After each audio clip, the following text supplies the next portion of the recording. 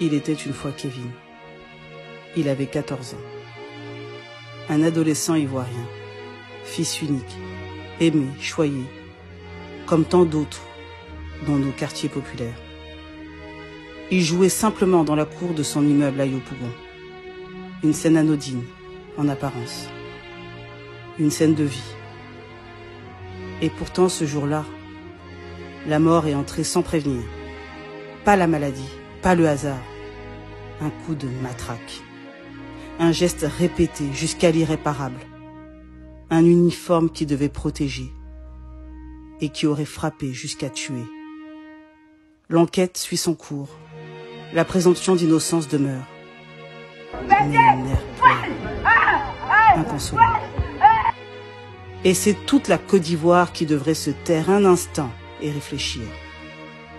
Au-delà du drame, c'est un miroir cruel. Ce n'est pas un fait divers. C'est le reflet d'une blessure plus vaste. L'impunité érigée en système. Nous subissons une culture de l'impunité. Une culture où certains peuvent frapper, tuer, violer, voler, sans jamais répondre. Parce qu'ils sont bien placés, parce qu'ils sont du bon côté. La justice des vainqueurs sur un peuple martyrisé. Djokwe, Naïbli, Anonkwa-Kouté. Le sang a coulé, sans justice. Des terres ont été volées, en toute impunité. Des scandales financiers en cascade, sans conséquence. Et toujours la même logique.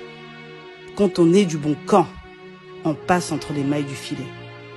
Alors oui, la mère de Kevin pleure. Et tant d'autres mères ont pleuré avant elle. Souvent dans l'ombre, souvent sans que personne ne vienne leur dire « Yakou ». Mais cette fois, c'est une année électorale. Alors on vient. On vient caméra allumée. On arrive sur une piste sans goudron, dans ce quartier modeste. Et on dit Yakou. On dit Yakou en ceinture Chanel et parfum de luxe. On dit Yakou devant les caméras. On dit Yakou, mais le cœur est ailleurs. La compassion s'affiche, mais elle ne soigne pas. La douleur demeure.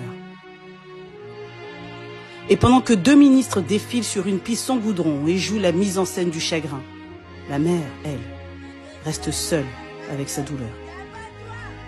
Demain, les voitures officielles s'éloigneront.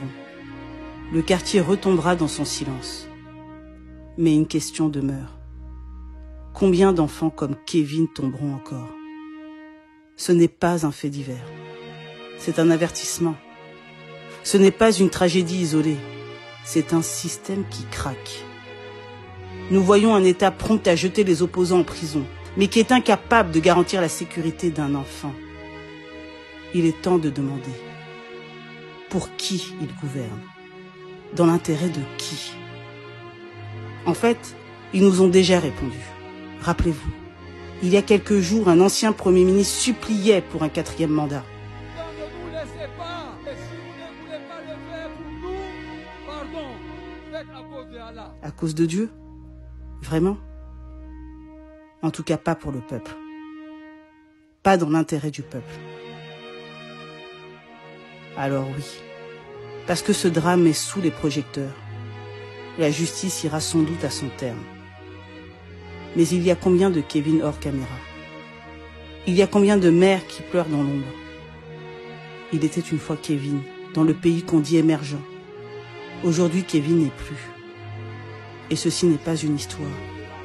C'est la réalité nue, cruelle et douloureuse. Et pour changer tout ça, nul besoin de selfies, de comptes Facebook, d'armées ou de mercenaires du net payés pour faire passer l'enfer pour un paradis. Il nous faudra commencer par dire la vérité, toute la vérité. Il nous faut la vérité des faits. La vérité pour chaque victime. La vérité d'une justice qui ne choisit pas ses dossiers. Il nous faudra mettre fin à la propagande 2.0 du tout va bien pour regarder la réalité en face et mettre fin au règne de l'impunité. Oui, il nous faut en finir avec l'impunité par le courage politique, par des institutions qui protègent avant de punir, par le respect absolu de la vie. Il était une fois? Non. Il est encore une fois. Et c'est déjà trop.